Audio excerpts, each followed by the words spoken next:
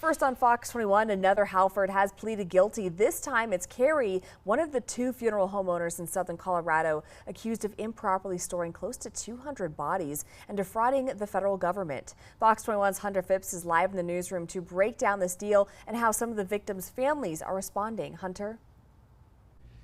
Rachel, Carie Hallford will likely face jail time by the end of this year, and likely avoid the charges she faced. But for those who lost family and friends, it is just not enough to find closure. For me, it was a lot of, here we go again. Another switch up in a Denver courtroom, as court documents say Carie Hallford agreed to plead guilty to a conspiracy to commit wire fraud charge, which was the same deal her husband John took earlier this year. Victims' family members were in court to see everything unfold. She's a liar, so, she's saying what she has to, and I know that.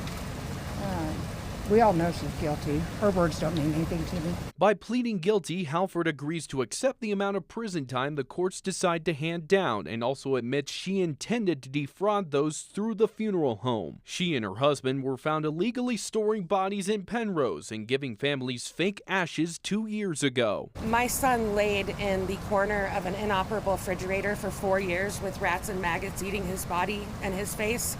20 years doesn't begin to count for justice, even for my sole son.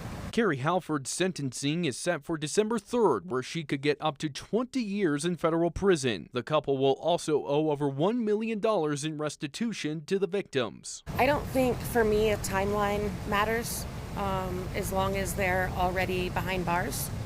I expected the case to be drawn out, kind of like it has. Besides the guilty plea, the remaining agreements were deferred pending an investigation and review. The families hope some way, somehow, justice can be served. But I'm also hopeful, knowing what her husband got, and that there is the possibility of, her getting at least the max, if not more. And on top of the federal charges, both Carie and John Hallford face 191 corpse abuse charges in state court. Rachel, back to you. Hunter, thank you so much. Well,